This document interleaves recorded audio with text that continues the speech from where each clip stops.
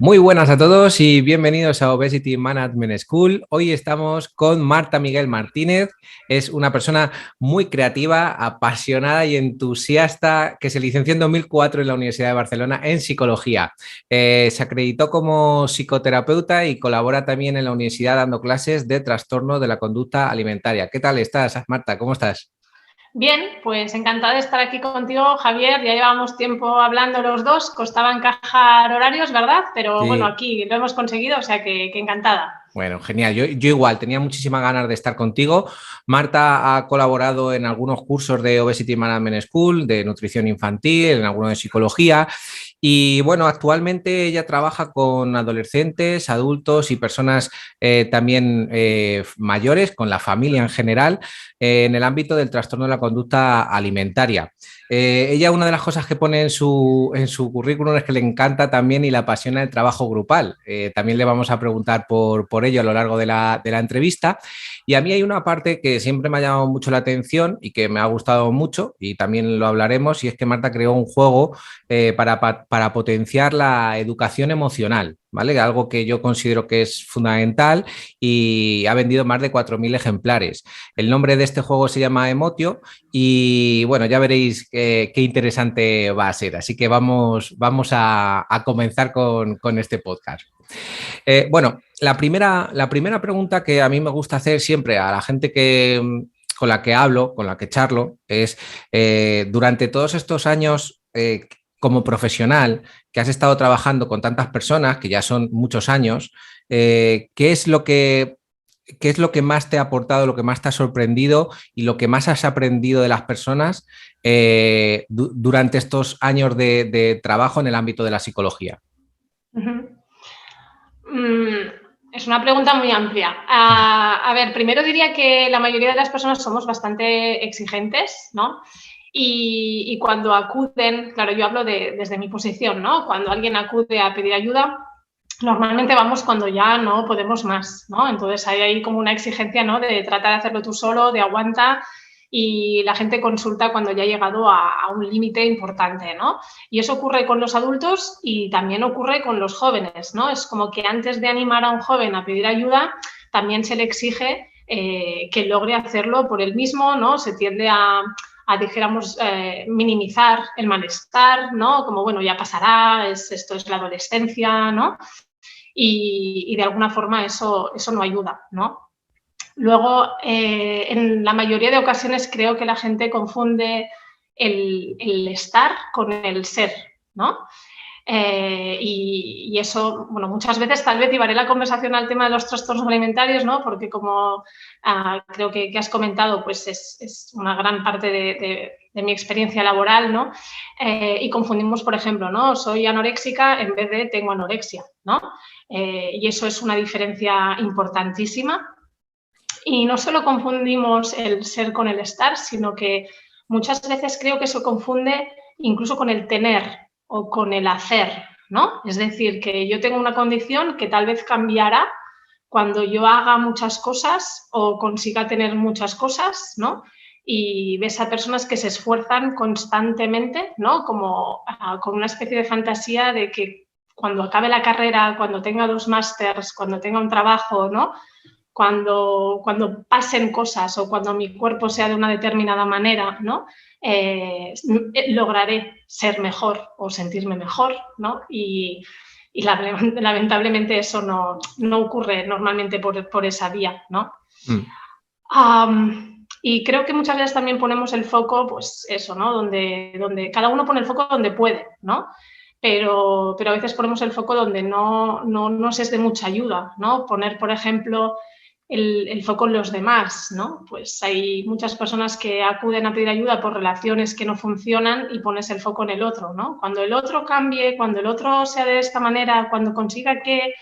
y no lo ponemos en nosotros mismos, ¿no? O otra vez, ¿no? En el físico, poner el foco en el físico que te da una sensación de control, ¿no? Seguramente cuando tenga el físico que me gustaría, las cosas irán bien y tal vez tienes que poner el foco en otros aspectos de tu vida que tal vez son más dolorosos, ¿eh? Pero seguramente te van a llevar a otro camino seguramente más satisfactorio, ¿no? Mm. Bueno, no sé si te contesto. Sí, no, me Ah, contestas muy bien y además puedo sacar varias ideas, ¿no? Que nos van a ir guiando un poquito por este recorrido que vamos a hacer durante el podcast.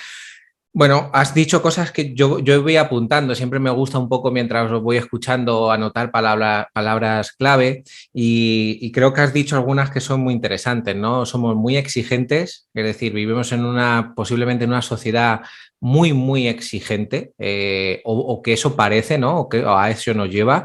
Vivimos también en un sitio donde nos dice, oye, pedir ayuda parece que no, que no está bien, entonces llegamos a un límite que ya es cuando ya estamos muy mal, por lo tanto la prevención es una palabra que tendríamos que empezar a potenciar y a aplicar mucho antes para prevenir.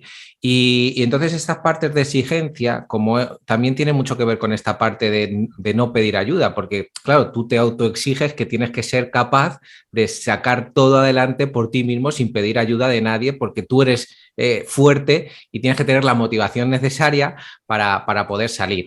Entonces, ya sabes que lo vamos a ir enfocando un poquito al ámbito de la pérdida de peso, de temas relacionados con el exceso de peso graso y demás, porque es el foco donde nosotros nos marcamos, ¿vale? Entonces, Marta, para mí es genial esta primera introducción. Esto es lo que tú has aprendido realmente o esas son las palabras clave que te vienen de repente a la cabeza con esta pregunta.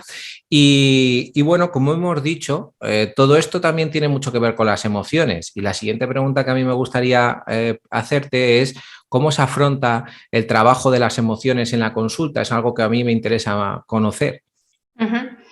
Bueno, siempre que hacemos estas preguntas, Javier, hay que tener en cuenta que depende, ¿vale? O sea, depende de la persona, depende del momento, depende de la necesidad. Siento esta respuesta primero vaga, ¿no? Que parece un poco como un político que no contesta la pregunta, No, pero puedo poner algo. yo estoy, o sea, que te entiendo perfectamente y esta palabra de depende se utiliza también mucho en el ámbito del entrenamiento, o sea, que yo la utilizo, te entiendo y ahora dialogamos para ver esos casos y esos momentos de depende. Es verdad que puedes hacer ciertas generalizaciones, ¿no? Pero como tú dices, pues depende, ¿no? Depende de cada caso en concreto y hay que personalizar, ¿no?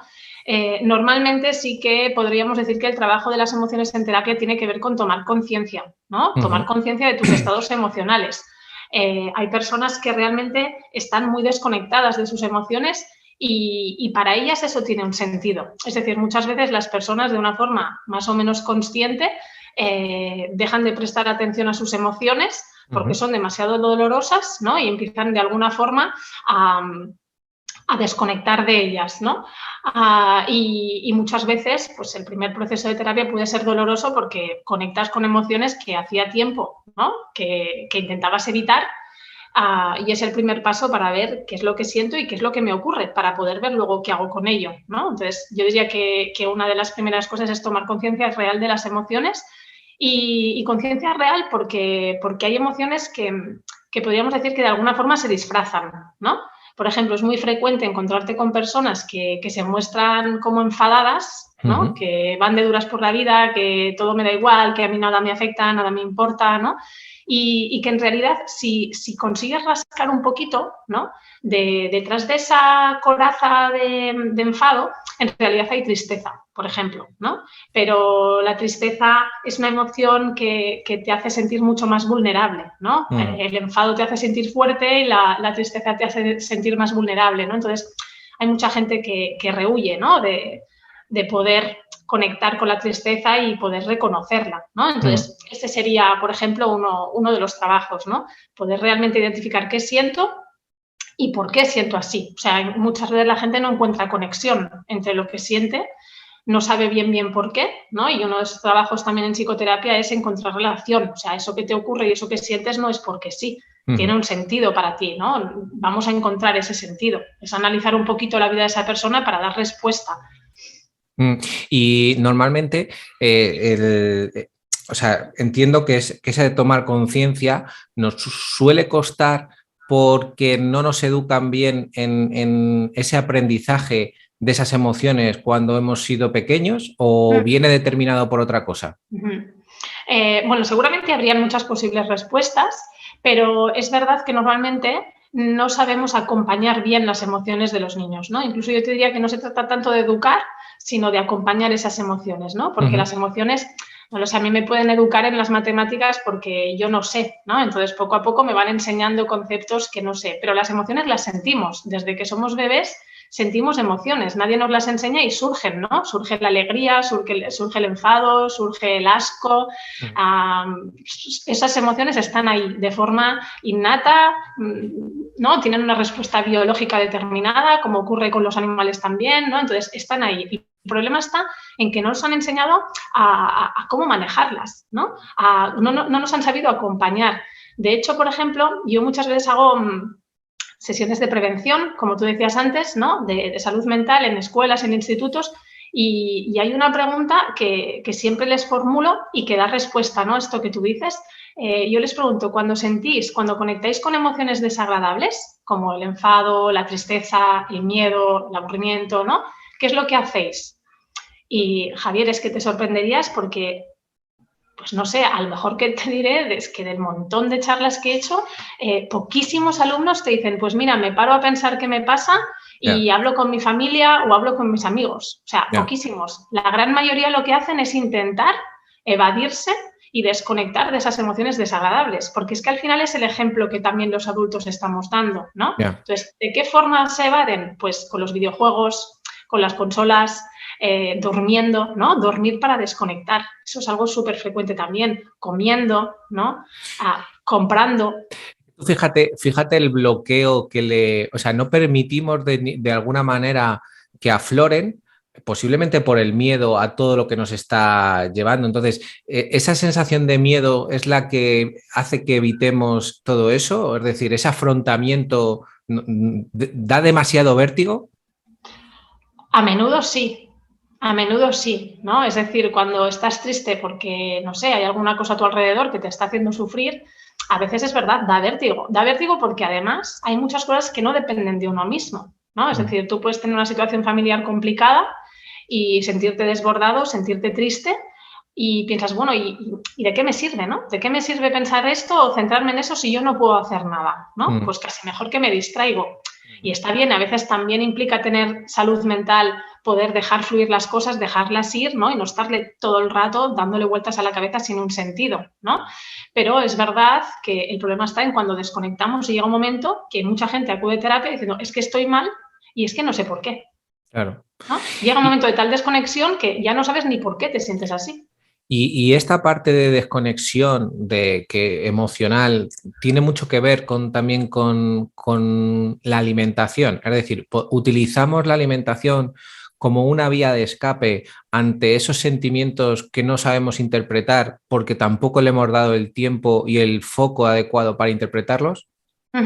Muchas veces sí. En el caso de los trastornos alimentarios, ¿no? Por ejemplo, con personas que hacen atracones, ¿no? Pues en caso de bulimia o un trastorno por atracón, eso es muy frecuente, ¿no? O sea, que hay un sentimiento de ansiedad de base importante por problemas que nada tienen que ver a priori con la comida, ¿no? Y que en ese momento en el que realizas un atracón o estás comiendo de más, es que en ese momento, por muy pequeño que sea ese momento, es gratificante, ¿no? Y todos lo vivimos también, ¿no? O sea, pues a comer es una cosa agradable y según qué alimentos, pues más todavía, ¿no? Entonces, durante ese momento en el que es tan agradable y que te va desde tus problemas, al final eso es como una droga, ¿no? Y por eso la gente se engancha, porque luego obviamente aparece un sentimiento de culpa, de vergüenza, ¿no? Pero en un primer momento te calma el malestar. Que no sabes qué hacer con él de otra forma, ¿no? Es una falta de recursos al final. Bueno, a lo mejor es una falta de entrenamiento, ¿no? O sea, si nosotros desde pequeñitos estuviéramos entrenando, como has dicho, o sea, las emociones y las emociones vienen desde que somos pequeñitos, ¿no? Es como una de las cosas que has comentado anteriormente. Otra cosa es que, por lo que sea, no somos capaces de entrenar oye, mira, me siento triste. Bueno, vale, es el momento de sentirme triste, voy a darle el tiempo necesario, voy a salir en el momento necesario, pero oye, la asumo, la acepto, la traigo hacia mí y la comprendo. Yo creo que a lo mejor, personalmente, lo que, y me corrige si me equivoco, lo que muchas veces nos ocurre cuando yo veo a personas adultas es que han eliminado constantemente todas sus emociones que cuando ya son adultos es muy difícil trabajar con ellas en esas emociones, porque realmente las han escondido tan adentro que lo que te piden es, oye, no, enséñame a comer y enséñame a entrenar. Y yo digo, ya, pero ¿qué sientes cuando comes y qué sientes cuando entrenas? ¿Y qué hay alrededor de ti? Entonces, ¿cómo verías tú esta parte? Porque yo siempre he considerado que la psicología debe ser la primera acción para comenzar cualquier etapa de cambio, que no representa un cambio corporal, sino es un cambio general. Claro, es que esto que dices, ¿no? Claro, enséñame a comer o enséñame a hacer deporte, pero ¿qué te ha pasado hasta ahora? ¿No? ¿Qué te ha pasado hasta ahora que no has logrado hacerlo? ¿No? Porque seguramente ha hecho muchos intentos esa persona, ¿no? Para ir al gimnasio, para bajar de peso, para comer mejor. O sea, ir al gimnasio con la fantasía de que si te entregan una dieta tipo o te dan un entrenamiento tipo, algo va a cambiar.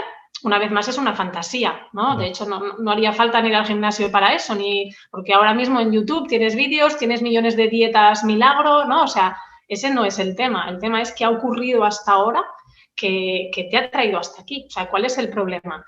Pero claro, normalmente las personas también buscamos soluciones rápidas. O sea, pensar nos incomoda, ¿no? Cuestionarnos nos incomoda. Conectar con esas veces que he intentado las cosas y no han salido bien me hace conectar con una sensación de fracaso, ¿no? De incapacidad.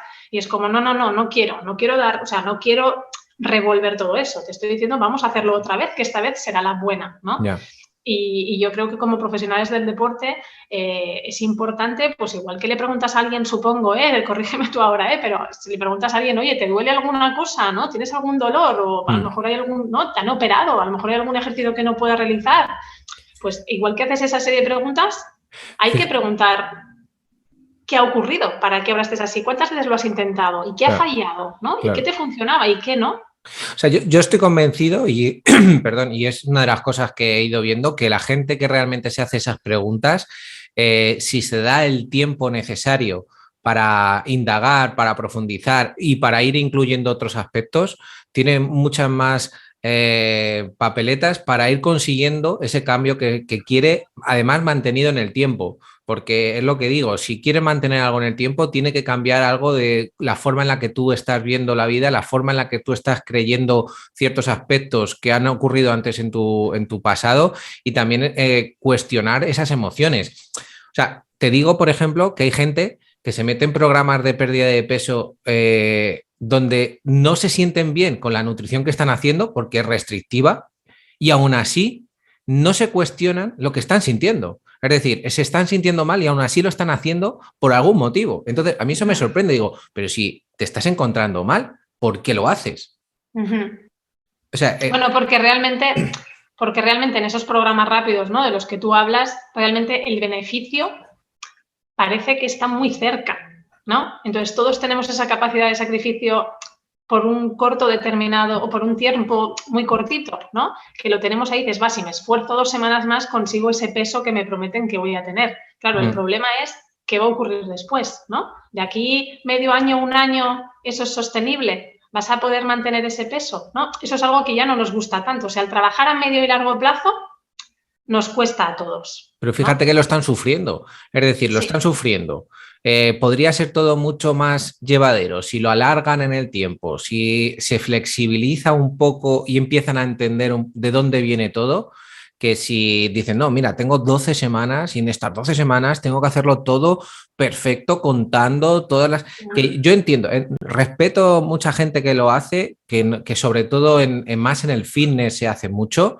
Y mira, yo personalmente no lo comparto, pero respeto que se hagan, es decir, que yo no estoy diciendo que la gente deba de contar las kilocalorías. Creo que para la gente que ha pasado por varios procesos de pérdida de peso es una equivocación.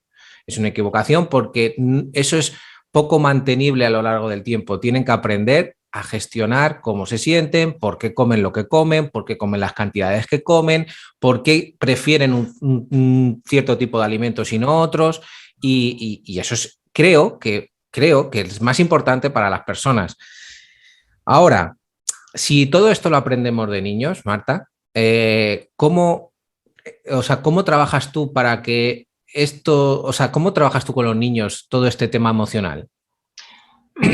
Mira, es una buena pregunta porque además es lo que te decía, yo creo que la gente sostiene eso, que estoy totalmente de acuerdo contigo en que no sería la mejor intervención, sobre todo para determinadas personas, pero también por esto, ¿no? Porque es que estamos perdiendo, todos queremos las cosas y las queremos ya y las queremos de una forma fácil, o sea, en general todos tenemos esta parte infantil, ¿no? Como poco responsable y poco madura con nosotros mismos de que las cosas requieren un tiempo. Y que puedo lograr algo en 12 semanas, pero es que luego no lo voy a poder sostener, no lo voy a poder mantener. Entonces, ¿de qué me sirve? ¿No? Entonces, con los niños es importante, cuando, por ejemplo, hago estas charlas, ¿no? También de prevención y demás, hablamos de esto, ¿no? De la capacidad de cuestionarse, de evitar ponernos etiquetas. Que ahora si quieres te pongo un ejemplo, ¿no? Que un niño me dio y me pareció súper bonito y que siempre lo utilizo para trabajar en las clases, ¿no? Pero que si nos colocamos, depende de qué etiquetas, actuamos en consecuencia con ellos, en consecuencia de ellas y nos limitan muchísimo, ¿no? Y además ahora, con los chavales lo ven, ¿no? Tenemos una falta de paciencia, ¿no? Pues esto que te digo, que queremos las cosas y las queremos ya. Y no es un tema de culpabilizar a los jóvenes, ¿eh? Pobre, no tiene nada que ver con la adolescencia, ni con los jóvenes, ni con un discurso de los adolescentes, no. Pero a nivel social es verdad que la paciencia es una capacidad que se está perdiendo, ¿no? Y yo siempre les explico, oye, cuando yo tenía vuestra edad, quería enviar cartas, quería, pues eso, escribir a alguien en verano, tenía que escribir cartas, ¿no? Y tardaban una semana en llegar. Ahora los chavales están acostumbrados a mandar un WhatsApp y están pendientes del doble tic, ¿no? Azul y lo quieren ya. ¿Quieres ver una serie de Netflix y te tragas una temporada en un fin de semana? Tú y yo antes teníamos que sentarnos delante de la tele el día que tocaba y tragarte la publicidad, tal vez también, ¿no? Entonces, esa capacidad de poder esperar la recompensa, que no es fácil y nos cuesta a los adultos, pues a los niños todavía más, ¿no? Entonces, es importante educarles también en la paciencia, en cuando piden una cosa, no dársela al momento. Y si se frustran, o sea, y entender y aceptar que se pueden frustrar, que están en todo su derecho, incluso te pueden montar una pataleta ahí en medio de la tienda. O sea, es normal, ellos no saben gestionar sus emociones y se desbordan, es normal. Y nuestro papel simplemente está en acompañar, en validar esa emoción, que es que hay mucha gente también, Javier, que confunde el validar las emociones con el permitir todo, ¿no? Es como, sí, hombre, y voy a permitir que se ponga ahí no lo sé, a pegar. No. O sea, hay que validar el enfado. Es normal que esté enfadado porque quería que le compraras unas cartas Pokémon y tú le has dicho que no. Y el chaval se enfada.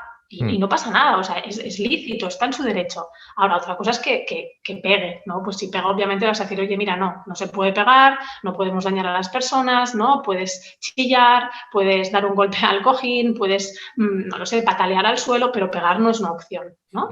Pero es importante acompañar en esas emociones y en marcar límites, en que aprendan a esperar las cosas, ¿no? Hay mucha gente que de alguna forma sobreprotege, ¿no? Como que intenta complacer, darles todo aquello que yo no he tenido, que lo puedan tener, ¿no? Son niños, pero es que los niños luego crecen y dejan de ser niños. Y son personas a las que no se les han marcado a veces suficientes límites, ¿no? Claro, lo que pasa es que es complicado en esta sociedad. Yo siempre digo que estar adaptado a una sociedad enferma, ¿no? No es un síntoma de buena salud, porque claro, si nosotros como adultos también decimos, bueno, fíjate, tú le has contado algunos casos, ¿no? Pero estamos en una época donde te dicen, venga, mientras te estás duchando tienes que estar leyendo un libro y a la vez tienes que estar haciéndote la agenda para el día siguiente, ¿no? O sea, es decir, que vivimos en una sociedad muy rápida, posiblemente mal autogestionada, ¿no? Y claro, eso luego, al no tener herramientas, tampoco las puedes, o sea, si tú no las tienes, ¿cómo las vas a educar, enseñar? O sea, es que es muy complejo eso. Entonces, exacto, porque yo estaba hablando de esta parte al revés, ¿no? Más permisiva, pues que luego tenemos el otro lado, que es este que tú comentas. O sea, yo trabajo con pacientes que es que no se dan el permiso de sentarse en el sofá a no hacer nada. O sea, eso no entra dentro de sus planes porque no estoy produciendo, porque soy una vaga, ¿no? Y eso es muy doloroso porque tenemos que dar también permiso a eso, ¿no? Al placer, al disfrute, a la diversión. Hay una parte ahí, Marta, a ver qué opinas tú también. Ha habido en varias ocasiones que he tenido gente que laboralmente eran muy buenos, muy buen trabajador o trabajadora, Ujú. y eso es lo que les da una autoestima elevada, es decir, es lo que le generaba un bienestar. Si por algún motivo ese trabajo disminuía o su percepción de lo que estaba haciendo disminuía, entraba en un conflicto, y eso también entraba en conflicto con el programa de pérdida de peso, ¿vale? Vamos a llamarlo de pérdida de grasa, por así decirlo, por no focalizar, no ser pesocentristas y Ujú. focalizarnos más en un porcentaje de grasa que tenía que perder para encontrarse un poco mejor, ¿vale? Ujú. Nosotros no hablamos siempre de pérdida de peso muy agresiva, sino un Ujú. porcentaje que a lo mejor te lleva a una situación de De más bienestar salud. metabólico, ¿vale? Ujú. Para que la gente lo entienda. Pero eso nos ha ocurrido en bastantes ocasiones. Es decir, como laboralmente pedíamos a lo mejor, oye, ¿por qué no vamos a afinar la agenda? Vamos a reestructurarla para ver qué tiempo tienes para ti, pues para hacer ejercicio o para hacer estiramientos o para hacer relajación. Eso se generaba en un conflicto emocional muy fuerte. ¿A qué es debido todo eso? ¿Es autoestima? ¿Es falta de organización? ¿Es...? No, no sé si te he entendido, Javier. O sea, personas que, por ejemplo, están en un programa de entrenamiento y Sí. que al contrastar a su Imagínate, agenda tienen una agenda que es, o sea, está muy focalizada al trabajo, es decir, su trabajo su profesional, trabajo profesional. ¿Por qué? Pues lo ¿vale? hacen súper bien. Entonces, Ujú. están 12 horas, 13 horas Ujú. trabajando. Cuando tú Claro. le dices, oye, ¿sería posible quitarle a lo mejor unas cuantas horas de ese trabajo para dártelo a No. ti? Y no lo, es que les genera un conflicto bestial. Mm. Bueno, claro, al final cada uno sustenta la autoestima donde puede, ¿no? Mm, Hay personas que sustentan la autoestima solo en un aspecto, por mm, ejemplo, su físico, ¿no?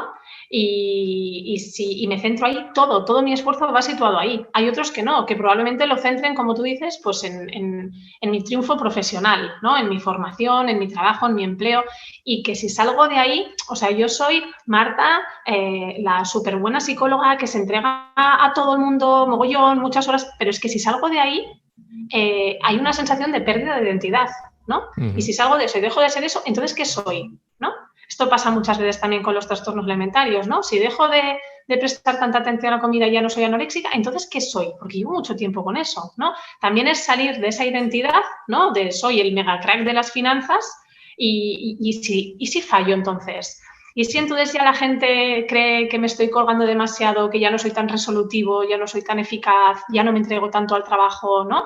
En el fondo ahí es eso que yo te decía, ¿no? Que hay mucha gente que le cuesta contactar con las emociones y estoy haciendo aquí hipótesis que pueden ser o puede ser que no, ¿eh? Obviamente. Habría que analizar cada caso una vez más, pero es que es posible que esa persona tenga miedo, que cuando no, tal vez te lo muestre con enfado de no, resistencia de no, es que no puedo, ¿cómo voy a? Es que no lo entiendes, Javier, es que tengo toda esta agenda, es imposible, es que no lo entiendes, es imposible, ¿no? Y en mm. el fondo no es que sea imposible, pero es que hay temor. ¿Qué Ya. pasa si empiezo a marcar límites? ¿Qué pasa si no controlo todo lo que ocurre en el trabajo todas las horas del día, ¿no? Claro. Fíjate que lo ves, esa parte hemos vuelto otra vez al inicio, ¿no? Aparecen miedo, aparece un estado de enfado que lo trabajo como algo, oye, que me va a dar fuerza, ¿no? Para tomar la decisión de, no, es que esto es imposible hacerlo. Entonces, es que no tengo tiempo real. Bueno, joder, vamos a evaluarlo. Dime por qué no tienes tiempo, dime cómo es tu día. Entonces, claro, esas preguntas vuelven a ser unas cuestiones que poco se suelen ver por En lo los menos en mi entrenamientos. entorno, en mi entorno, no en el vuestro, que yo sé que vosotros tenéis muchas preguntas abiertas, pero yo siempre intento decirle al entrenador, pregunta, escucha, entiende a la persona, entiende sus emociones, porque igual que has dicho tú, hay miedo. Yo considero que el miedo es una de las emociones que más afloran en estos programas, ¿vale? ¿Por qué? Porque ha habido muchos fracasos, porque, pues eso, porque les estás pidiendo que hagan una cosa que no están acostumbrados o porque simplemente le estás diciendo, oye, mira, que hasta lo que has hecho ahora, que es comer poco, pues no, es No ha que servido. de hecho te ha perjudicado, ¿no? Pero bueno, vamos a aceptarlo y empezamos a trabajar de otra manera, ¿no? Y vuelvo a tener miedo hasta a los propios alimentos. Es decir, tú te habrás encontrado gente con miedo a comer algo. Mira, el otro día hablaba con una chica y me decía, es que si hace años que no me como un frigopié, y dice, si me tengo que comprar un frigopié, me tendría que preparar al menos 3 días antes. Y en psicología el vocabulario es importante, ¿no? Y yo le decía, ¿prepararte a qué te refieres? ¿No? ¿Qué quiere decir prepararte? Porque... Y me dice, bueno, pues comer sano. Digo, ¿comer sano? ¿Y qué es comer sano? Porque claro, comer sano, para mí eso no es comer sano, estaba hablando de restricción, Compensar. ¿Eh? Compensaría. Claro, estaba hablando de compensar, no estaba hablando de comer sano. Claro. Comer sano no tiene nada que ver con compensar, ¿no? Claro. Entonces, muchas veces es lo que hablamos, hay una resistencia al cambio que eso cuesta de entender para mucha gente, ¿no? Es como si no estás bien como estás ahora, ¿por qué te resistes a cambiar? Bueno, nos resistimos muchas veces también, tú lo has dicho, por miedo al fracaso. O sea, tú trabajas con personas que es que han intentado cosas muchas veces. O sea, uno no llega adulto con una obesidad importante y no ha hecho nada antes. Tal vez no ha hecho nada antes con un profesional, pero ha hecho muchas cosas antes seguro por sí mismo y lo ha intentado por sí solo muchas veces. Sí, que la sociedad alemana la ha estado machacando constantemente. Constantemente, sea, ¿no? Y con etiquetas y con juicios y la sociedad, incluso, fíjate lo que te voy a decir, profesionales. Sí, Estoy segura que sí. incluso profesionales, ¿no? Que ponen en duda cómo no vas a tener tiempo. Lo que pasa es que eres un vago, ¿no? O sea, esto... mucha gente lo tenemos como todos muy interiorizado porque vivimos en esta cultura, ¿no? Entonces, si te pones en el lugar de esa persona y entiendes que tiene miedo otra vez a la sensación de fracaso, que tiene miedo a quitar horas de aquello para lo que es válida y lo que se le da bien y donde sí recibe un reconocimiento, ¿no? Si entiendes la sensación de vergüenza, ¿no? A la que muchas veces se ven de alguna forma sometidos o se encuentran, ¿no? En su día a día, pues no es tan difícil entender que a veces hay resistencias para cambiar. Porque al final, ¿sabes eso de más vale malo conocido que bueno por conocer? Pues todos intentamos encontrar ese equilibrio, ¿no? Y bueno, estoy donde estoy, pero ¿cómo me vas a quitar de algo que es donde me siento cómodo al final, ¿no? Lo que me da mayor identidad. Yo por eso muchas veces y siempre intento mandar este mensaje y por eso si ven este video podcast, pues que entiendan que la parte psicológica es fundamental. Sobre todo, para mí, sobre todo al inicio. Es decir, empezar con una buena estructura y una buena base de, oye, vamos a evaluar qué creencias tienes, vamos a evaluar un poco tu forma de entender la vida, la forma de percibir incluso diferentes tipos de información, ¿no? Y a partir de ahí creo que se puede hacer un trabajo mucho mejor en otras áreas. Esa es mi opinión, ¿vale? Con la experiencia que yo tengo. Me puedo equivocar, pero creo que es una parte fundamental y por eso yo siempre os aprecio mucho y siempre intento aprender mucho de vuestro conocimiento. En este sentido, hay una parte, Marta, que a mí, bueno, no es que me preocupe, lo observo con atención y son las tendencias en temas de obesidad infantil, ¿vale?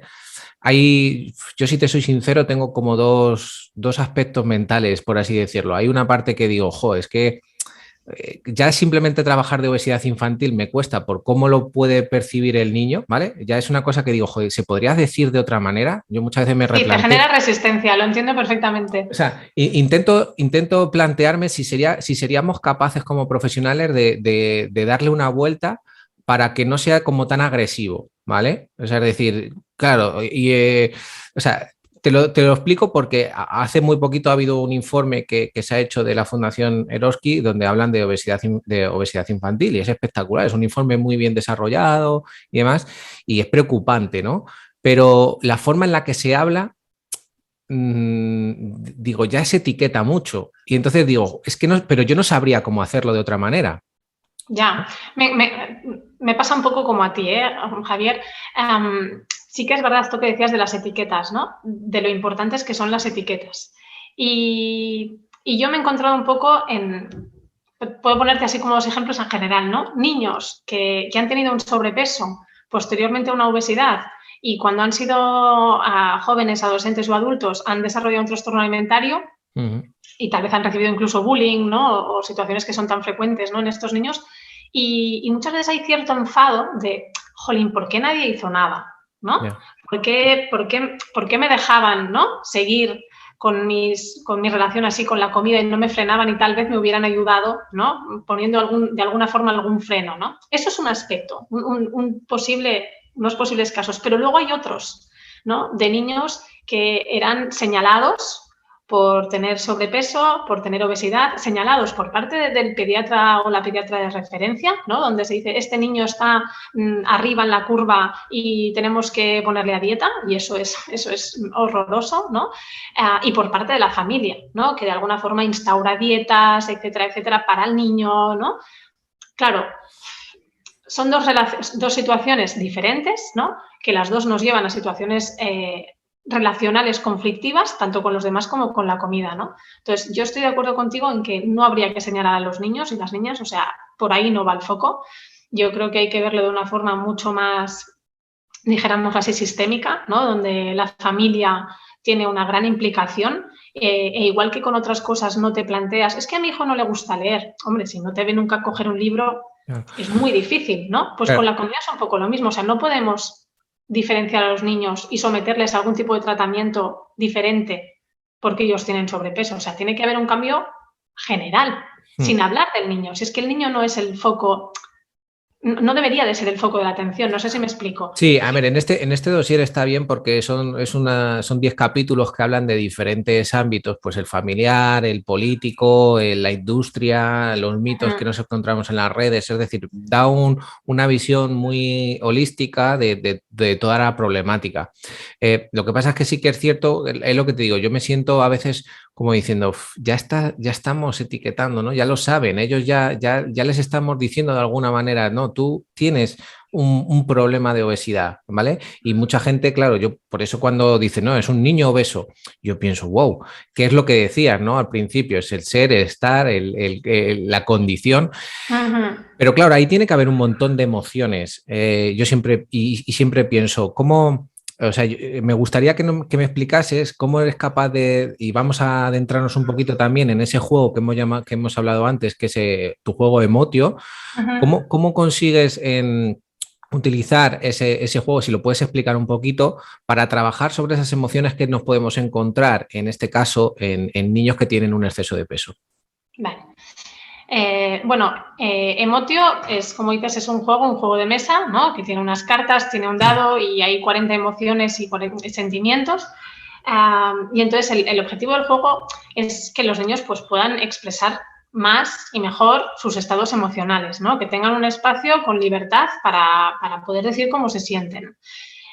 Y pues hay familias que lo adquieren para jugar en sus casas, como puede ser un juego más, y también hay profesionales, ¿no? Compañeros que lo utilizan pues, en sus consultas de psicología infanto-juvenil y lo utilizan como un recurso, un material, más que como un juego, más como un material para facilitar que los niños, a través de las imágenes y demás, pues se reconozcan en ellas y puedan poner de una forma más fácil nombre a aquello que están sintiendo, ¿no? Porque a veces a los niños pues, les cuesta, no tienen el vocabulario suficiente, y a través del material y del juego pues les es más fácil reconocerse o identificarse en según qué situaciones, ¿no?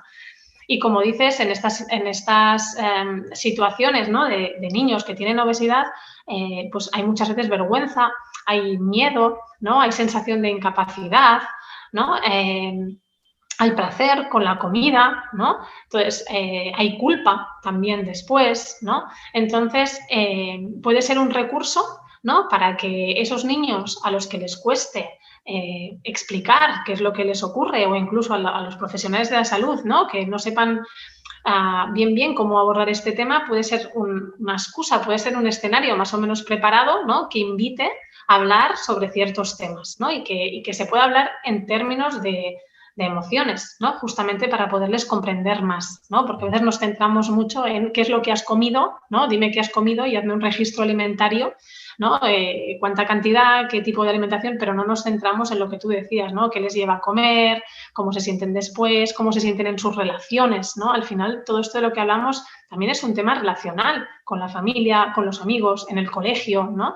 Entonces, hablar de todas esas situaciones nos va a ayudar a comprender la situación desde una posición mucho más amplia, ¿no? Para luego ver qué abordajes podemos hacer en cada una de esas áreas, ¿no? Entonces, pues Emotio es eso, ¿no? Es un juego para niños que se adapta según las edades, añadiendo más o menos cartas según la complejidad de las emociones. Pues no es lo mismo hablar con un niño de vergüenza que hablar con un niño de nostalgia o de frustración o de impotencia, ¿no? Entonces, según la edad y el desarrollo cognitivo, pues vamos a aportar más cartas o menos a la jugada y más vocabulario emocional. Claro, me ha gustado ese vocabulario emocional. ¿Esto lo habéis utilizado con adultos también? ¿Trabajáis con ellos, con la familia en general? O sea, es Yo decir, con adultos no lo he utilizado, sí lo he utilizado con adolescentes, ajá. ¿no? Cuando en visitas familiares o en terapia familiar no lo he utilizado. Podría haberlo hecho, pero la verdad es que no. Tiro más de las palabras, ¿no? Intento ya con los adultos. Creo que la mayoría de ellos sí tienen ese vocabulario, a veces falta la conciencia, ¿no? Pero no lo he utilizado. No me refería solo con el adulto, sino que en el momento a lo mejor si hay sesiones donde está toda la familia y está el niño hablando de alguna emoción, pues también que se interactúa con los padres o los abuelos o quien esté a cargo de ese niño o ese adolescente. Sí, podría ser un recurso también, sobre todo para facilitar al niño, ¿no? O a la familia el poder comunicar. Para un niño es mucho más fácil siempre a través de las imágenes, a menudo que no de las palabras, ¿no? Y puede ser un facilitador. Que fíjate que en los adultos muchas veces yo creo que se necesitan herramientas también que quiten una primera barrera. Yo creo que un juego siempre, igual la emoción que te transmite es de bienestar, ¿no? Porque siempre en el juego pues ha habido risas o ha habido un momento agradable y claro, es como contrarrestar un poco ese momento agradable del juego con un momento desagradable que es una emoción. Entonces, era por eso la pregunta, ¿no? Por saber si de alguna manera se había testado con adultos también y si había alguna cosa de ese estilo. Pero bueno, ya me las has aclarado. Bueno, a mí me gustaría también, sé que hay una cosa que me ha gustado también en tu red, bueno, en la red social de Motio, hablas, hay algunos posts que son muy chulos, ¿vale? Y hay como una combinación de palabras también que suele llamar la atención. Me gusta, porque además lo has dicho que vosotros trabajáis mucho y le dais mucha importancia a las palabras, ¿no? Y en uno de ellos dices, hablar de castración emocional en la infancia. Y Suena duro, ¿no? sí, a mí personalmente me llamó la atención y me gustaría saber a qué es debido y qué consecuencias puede tener esto en todo lo relacionado, sobre todo, o que hayas podido observar en la percepción del cuerpo, en la percepción de cómo tengo que cuidarme a través de las variables que nos encontramos en nuestro entorno, sobre todo en ese sentido. Vale. A ver, el término de castración emocional iba relacionado con la educación, ¿no? La diferencia de educación que normalmente se ofrece a niños y a niñas, que por mucho que creamos que no, todos hemos crecido en una sociedad donde han habido diferencias y seguimos de alguna forma perpetuándolas, ¿no? Y en cuanto a las emociones, está claro que hay estudios, ¿no? Que ahora no te sé decir cuál, ¿no? Es esa frase típica de hay estudios que, ¿no? Y parece muy serio, pero quien quiera, yo le animo a que investigue y que lo vea. Hay estudios que demuestran que desde que uno es un bebé, ¿no? Ya se trata diferente según si es niño que si es niña, ¿no? Pues al niño se le coge, ¡ay, mi niño, qué valiente! ¡Ay, qué fuerte que es! ¿No? Y se le lanza mucho más en el aire y en cambio a las niñas no, ¡ay, qué guapa que es! ¡Ay, mi princesita! ¿No? Se les trata con mucho más cuidado, ¿no?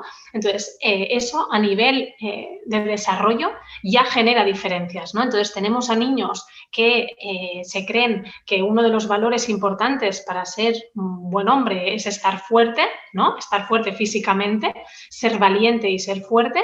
Y tenemos a niñas que dan mucha importancia al aspecto físico. Y tenemos luego a niños que no se permiten llorar, porque claro, los chicos, los hombres no lloran. Es que a día de hoy es muy fuerte, que ya te digo que es que hay cosas que parecen del siglo pasado, pero yo voy a institutos y les digo, a ver chicos, tener miedo es, ¿qué dicen? De cobardes. Los chicos no lloran, o sea, es que te acaban las frases. Yeah. Entonces, claro, eso empieza a cambiar, ¿no? Hay chicos que dicen, hombre, sí que lloramos, y digo, hombre, menos mal, bien, me alegro, pero todo eso influye en el desarrollo, ¿no? Y muchas veces se trata de que se eduque a las niñas, ¿no? Pues en la capacidad, en la fortaleza, ¿no? Pero hay que educar también en los niños en la sensibilidad, en la empatía, ¿no? Porque luego, si no, tenemos a esos machos alfa, ¿no? Centrados en estar fuertes, Hay dejando de muchos. lado todo el resto de cosas, que hay muchos, ¿no? De esos, Javi, tú conocerás bastantes. Bueno, conozco muchos y conozco muchos en ese sentido que igual que yo personalmente respeto mucho cómo cada uno busque su propia autoestima, pero fíjate que me llama más la atención, independientemente de esa parte que busca la fuerza, me llama mucho más la atención, Marta, y creo que tiene mucho que ver con esto. A nosotros nos escriben mucho mujeres, ¿vale? De una cierta edad para empezar a hacer algún programa o pues demás, ¿no?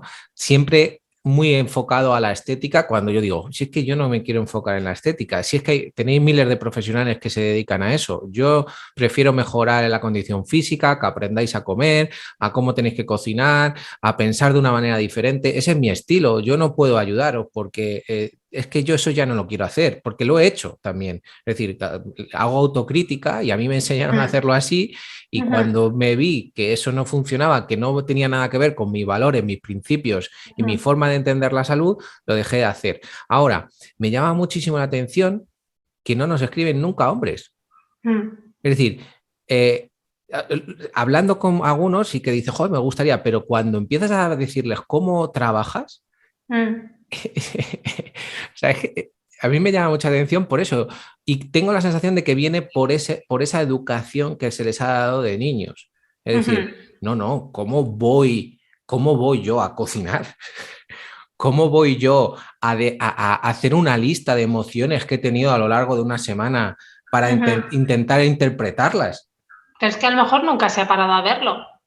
A mí me deja alucinado. O sea, me deja alucinado que en el 2022, iba a decir en el 2021, fíjate, en el 2022, en el momento en el que estamos, el hombre no tenga la fortaleza mental para decir, yo tengo emociones, yo quiero aprender de ellas, yo quiero gestionarlas, porque sé que esto va a mejorar mi calidad de vida. Me parece Pero increíble. fíjate, volviendo, ¿no? Cuando trabajas con jóvenes, con adolescentes, no hace mucho, la semana pasada, fui a 2 colegios y en los 2 habían chicos que me decían, claro, pero es que yo, chicos de 12 años, no, niños de 12 años me decían, claro, pero es que yo voy al gimnasio porque quiero estar fuerte, porque estoy muy delgado. Y claro, veías que eran niños todavía en desarrollo, ¿no? Con cuerpo de niño, que todavía no habían, ¿no?, hecho el cambio y ya se estaban focalizando, o sea, su autoestima y su valía estaba focalizada en tener un cuerpo que todavía no era ni esperable para la edad que tenían, ¿no? Entonces,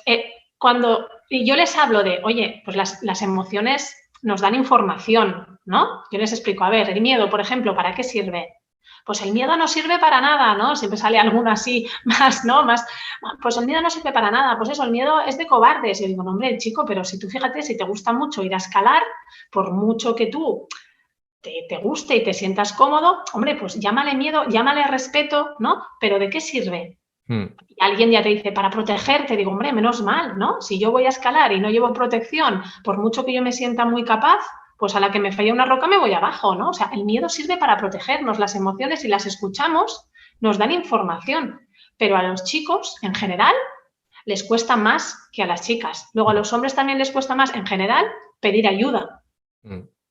Sí, sí, totalmente. O sea, bueno, ya en adultos, o sea, depende de la edad. O sea, adultos de personas a lo mejor que tienen más de 60 años, wow, digo, pero por favor, digo, claro, ahí hay diferencias pues claro, generacionales, ¿no? Etcétera, etcétera. que eres humano, pide ayuda. Si te estás encontrando en una situación de riesgo, que tú te encuentras ya mal. O sea, primero partimos de que has esperado tanto, que ya estamos en una situación compleja y complicada. Pero de verdad, que no te preocupes por pedir ayuda, que es lo más normal del mundo. Normalicemos lo que debería ser más normal, que es pedir ayuda.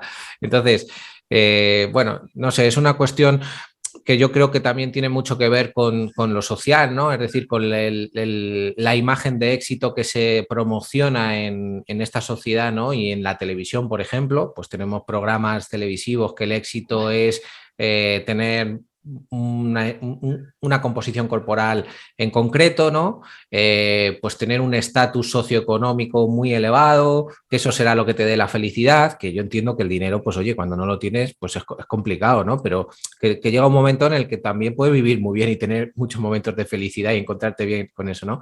Entonces, ¿cómo crees que influye esta parte social, ¿no? Esta televisión, estas redes sociales, que hay mucha mentira Muchísimo. detrás, en esa gestión emocional del niño y del adolescente para convertirse en un adulto responsable con su salud?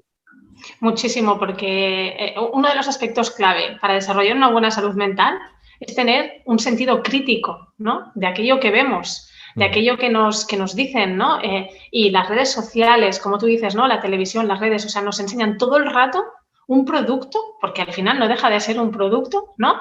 Que además te venden que es algo natural y fácil de conseguir y por lo tanto te está diciendo que si no lo tienes, si no lo consigues es culpa tuya, porque ahí tienes medios para lograrlo, ¿no? Si no lo haces es porque eres un vago, porque no tienes fuerza de voluntad, porque no te esfuerzas lo suficiente, ¿no? O sea, detrás de esos mensajes hay muchos mensajes muy dañinos, ¿no? Y obviamente te están diciendo tú no estás bien, porque tienes el pelo demasiado liso, demasiado rizado, eres demasiado alta, eres demasiado bajito, o sea, con ese ideal de belleza, ¿no? Tan único, tan homogéneo, ¿no? En la que muy pocas personas entran ahí, el mercado es muy amplio para que la gente desee ser de otra manera, ¿no? Y se sienta a disgusto consigo misma. Es que al final es muy triste, ¿no? Pero dijéramos que en términos generales a la industria le interesa Ya. que la gente no se vea bien, no se guste. Y ahora, en ese sentido, ahora también hay otro movimiento que es que a mí me llama mucho la atención, que yo lo observo con curiosidad,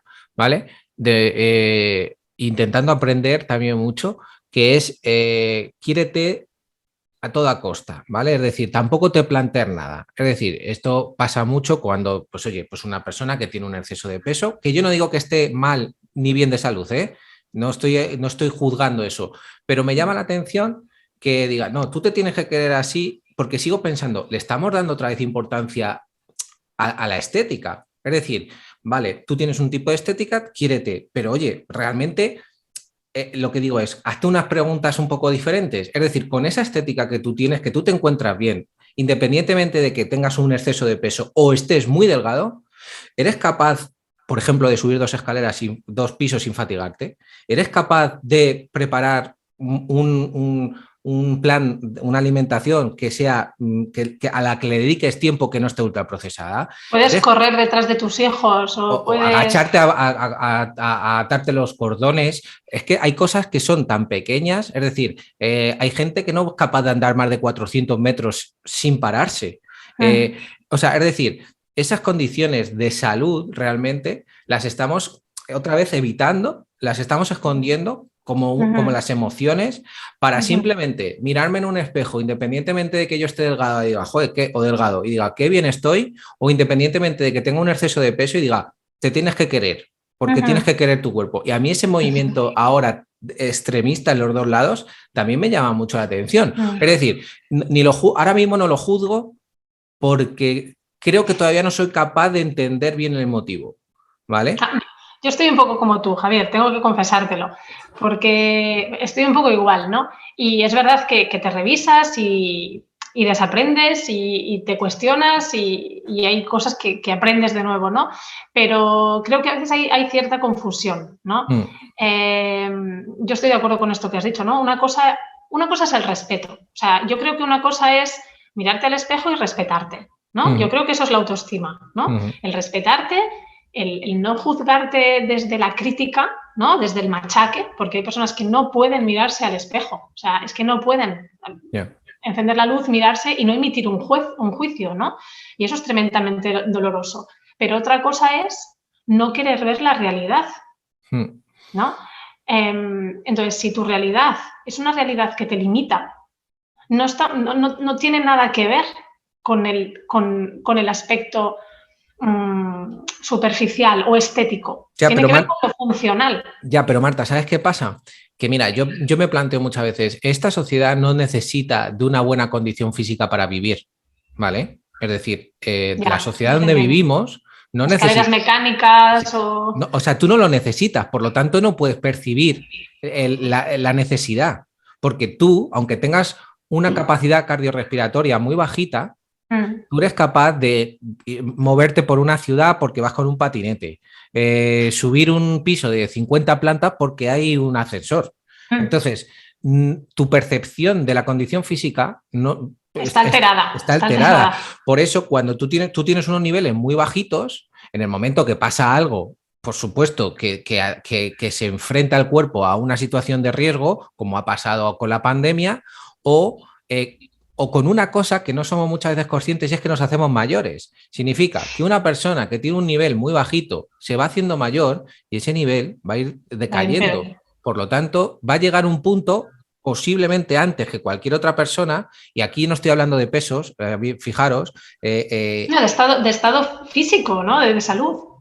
Entonces esa es la imagen, es lo que te digo, en la imagen al final se acaba dando todo, para la delgadez y para el tema del exceso de peso.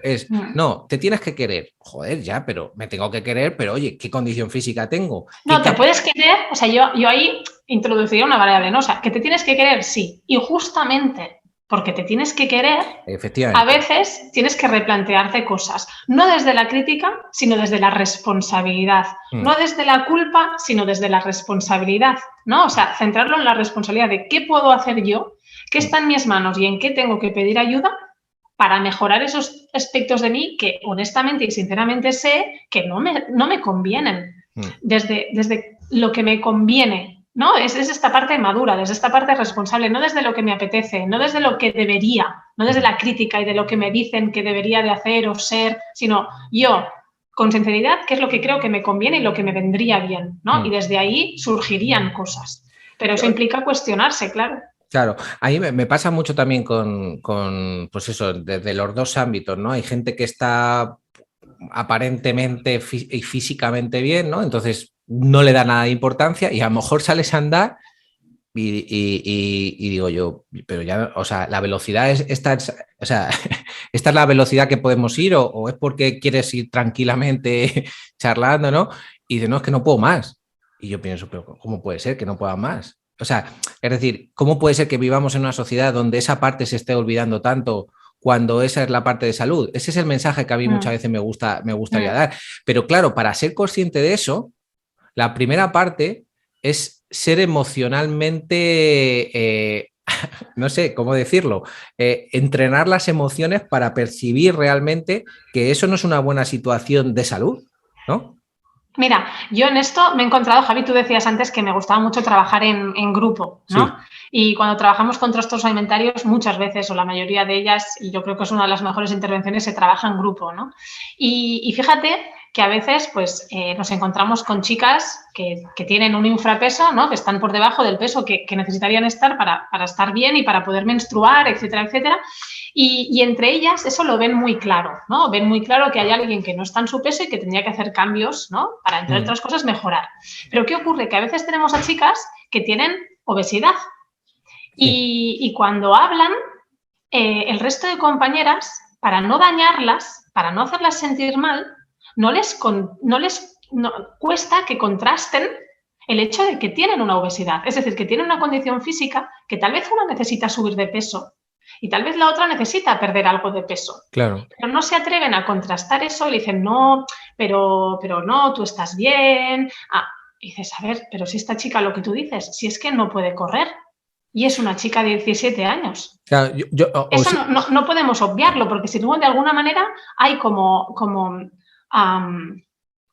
te diría? Una distorsión corporal, pero al contrario. O sea, hay personas con obesidad en la adolescencia que les cuesta tanto asumir eso, están tan defendidas delante de esa idea, que es complicado esto que te digo, pero es que hasta a veces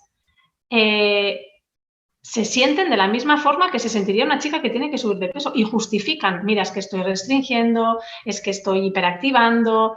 De alguna forma, ¿sabes? Negando, no, es que ayer hiciste un atracón o es que estás picoteando, pero no lo pueden verbalizar porque hay una vergüenza tan tremenda que están negando eso, ¿no? Es una cuestión compleja. O sea, a la gente que lo esté escuchando, tenéis que también entender muchas veces que como profesionales nosotros también nos replanteamos muchas cosas. Es decir, yo también defiendo muchas veces al médico, ¿no? Que oigo, es que el médico no me ha dado, no, es que no me ha dedicado tiempo, ya, es que tiene 15 minutos, o sea, ¿qué tiempo te puede dedicar, ¿no? Eh, También muchas veces los propios profesionales tenemos que ir avanzando en conocimientos y vamos mejorando nuestras capacidades también. Cuando yo tengo una conversación contigo, como la que estoy teniendo, Marta, a mí me hace replantearme también ciertos aspectos, ¿no? Y digo, pues mira, esta parte que ha dicho puedo incluirla, puedo desarrollarla, puedo llevarla a cabo con ciertas personas, ¿no? Y al fin y al cabo ese es el proceso. Ahora, yo lo que digo aquí también es, por favor, si vais a ver esto, replantearos también vuestras necesidades a la hora de empezar un programa de entrenamiento, de nutrición o de psicología. Incluso si es a nivel estético, ¿vale? Que entiendo que la estética es importante, ¿eh? Es decir, que no Es estoy... lícito. O sea, a mí me parece normal, pues en una sociedad como la que vivimos, pues la estética es importante, ¿no? Pero incluso aunque sea estético, no dañes a tu cuerpo, ¿vale? Es decir, escúchalo, porque muchas veces hay otra frase que a mí me gusta mucho, que es, escucha tu cuerpo cuando susurra antes de que empiece a gritar, porque cuando grita ya la parte preventiva es mucho más compleja. Entonces, desde aquí, recomendaros siempre que incluso intentéis ir a un psicólogo como un trabajo de desarrollo personal para ver qué tal, ¿vale? A partir de ahí, luego empezar con cualquier entrenamiento, cualquier parte de aprendizaje de nutrición, pero que sea sostenible, darle tiempo y sobre todo tener paciencia. ¿Vale? Sé que en este mundo es difícil, pero tiene que haber un mensaje también en el que diga, oye, disfruta de lo que haces. Entonces, para terminar, Marta, que la verdad es que estoy súper contento de estar aquí hablando contigo y muy agradable además la charla, podría estar mucho más tiempo, pero me gustaría que para ir terminando nos dijeras algunos tips para trabajar un poco, si es posible, estas emociones cuando ya somos adultos, ¿vale? Porque esto normalmente lo van a ver personas un poco más mayores, pues entre los 25 a los 60 años. Imagínate que somos personas que no nos han educado, que no hemos sido capaces de trabajar esa parte emocional.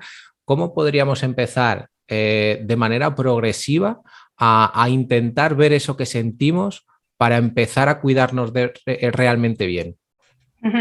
Mira, algo que pedimos mucho en terapia y que muchas veces no se cumple, ¿no? Es aquellas indicaciones que uno da y que no siempre los pacientes en este caso cumplen porque requiere un esfuerzo, es escribir, ¿no? Yo recomendaría escribir. Una Escribir. superterapia, ¿eh? ¿Eh? Una superterapia. Escribir qué es lo que ha pasado a lo largo del día, pero no de una forma narrativa, descriptiva, sino en qué situaciones me he sentido incómodo, en qué situaciones he estado nervioso y qué he pensado, ¿no? Al final, una cosa son las emociones y la otra son los sentimientos, que son una mezcla entre emoción y pensamiento, ¿no? Y la parte cognitiva, ¿no? Y dar espacio a qué me ha ocurrido, qué he sentido, qué he pensado y qué he hecho, porque cuántas veces sentimos cosas y actuamos de una forma que es muy poco coherente con ese sentimiento, ¿no? Pues he sentido enfado porque me estaban pidiendo algo que yo no quería hacer, pero he dicho que sí. Hostia, ¿y cómo me hace sentir eso? ¿No? O sea, darte un espacio a reflexionar sobre esas cosas es, yo creo, el primer paso para ir tomando conciencia, ¿no? Si alguien quiere, pues oye, también leer, no hace falta hacer muchos másters y lee, hay libros que puedes aprender muchísimo también, ¿no? Y que te hacen cuestionar. Hoy, por ejemplo, hablaba con un amigo que tuvo una relación complicada y me decía, ostras, he visto esta serie y me he sentido tan identificado y me he acordado de cosas y he tomado conciencia, ¿no? O sea, es que cuando uno está abierto, si uno quiere, pues leyendo un libro te vas a identificar y vas a tomar conciencia de cosas. Poniéndote una serie, pues tal vez no, pero no te quedes ay, esto, no, pues dale un par de vueltas, ¿no? ¿En qué me he identificado? ¿A qué me recuerda? ¿Eso cómo me ha influido? ¿No? Toda esta serie de preguntas nos las podemos ir formulando. O sea, sé que a lo mejor te pillo un poco así, pero ¿hay algún libro que tú puedas decir? Pues ahora mismo, si me pudiera acordar de algún libro que creo que puede ser interesante, te diría... Pues mira, hay uno muy básico que es de Punset, ¿sabes? Punset, el divulgador científico que falleció hace poco, pues él y su equipo, Vizquerra, que es un gran profesional, un profesor de la Universidad de Barcelona, hicieron un proyecto que se llama Universo de Emociones. Es un libro muy básico donde explica las diferentes emociones que hay, ¿no? A nivel gráfico es una pasada el libro, lo recomiendo a todo el mundo, es muy bonito, donde habla de las diferentes familias de las emociones y demás. Y es un libro muy básico que, para empezar a tener un cierto conocimiento en este sentido, está muy bien. Incluso escribir un libro que es un diccionario de emociones, ¿no? Que también a veces pues viene bien tener ahí un diccionario de sobremesa sobre las emociones. Joder, es que es tan raro escuchar eso, ¿no? Un diccionario de emociones, un libro de emociones y que realmente, yo sinceramente lo digo de corazón, creo que es tan importante empezar a entender eso antes de comenzar cualquier cosa que esté relacionada con tu cuerpo, porque es eso, creo que le hemos puesto una barrera tan grande durante tantos años que muchas veces no sabemos ni por qué lo hacemos. Muchas veces yo tengo la sensación de que la gente no sabe ni por qué hace esos programas de pérdida de peso, esos programas supuestamente de mejora de la salud. Porque sí, es por ganar salud. Sí, es porque sé que tengo que perder 10 kilos. Ya, pero atrás hay otras emociones que no has dejado sacar y que realmente no entiendes los motivos y por eso muchas veces se acaba abandonando, porque como no tienes la base, no tienes esos principios, esos valores de dónde proceden, al final es muy difícil sostener, es muy difícil mantener. Entonces, desde aquí, pues, bueno, ese libro lo recomendamos, El universo de las emociones, ¿no? Universo de emociones. Universo de emociones, también lo dejaremos en la descripción del vídeo. Y bueno, Marta, ha sido un verdadero placer. Igualmente. De verdad, es una charla muy, muy amena, muy entretenida. ¿Quieres decirnos dónde te pueden encontrar en Barcelona? Bueno, yo ahora estoy trabajando en ITA y es un centro especializado en salud mental, sobre todo en trastornos de la conducta alimentaria. Y también pueden seguirme en redes, que como has dicho, tengo el perfil de Juego Emotio, que es pues ahora me pillas, sabes que no sé ni mi perfil. No te preocupes porque lo dejaremos Juego abajo Emotio, también. Sí. hay alguna barra por ahí en medio que no recuerdo. Creo que es Juego/Emotio. Juego/Emotio. Sí. Gracias, Javier. Y por ahí también me pueden seguir, voy colgando contenido. No estoy muy activa en redes sociales, pero bueno, de vez en cuando sí voy publicando cosas. Bueno, también te lo agradece tu salud mental seguramente. Exacto. Y nosotros lo vamos a poner todos los enlaces, lo vamos a poner en la descripción del vídeo. Os recomendamos que le echéis un ojo al juego, es muy, muy interesante, muy bonito. Espero que os haya gustado esta charla entre dos profesionales que lo que quieren es seguir aprendiendo y disfrutando de lo que hacen. Y de verdad que estamos aquí para ayudaros y para intentar daros una percepción de lo que es el cuidado del cuerpo y la salud, que sea un poquito diferente a lo que os vais a encontrar normalmente en redes sociales o en otros medios de información. Esperemos que os ayude, esperemos que os guste, sobre todo para eso, si podéis darle un like y seguirnos y sobre todo comentar, pues os lo agradecemos. Muchísimas gracias, Marta, nos vemos y un saludo, que vaya todo muy bien. Gracias, Javier, gracias a todos. Adiós. Chao.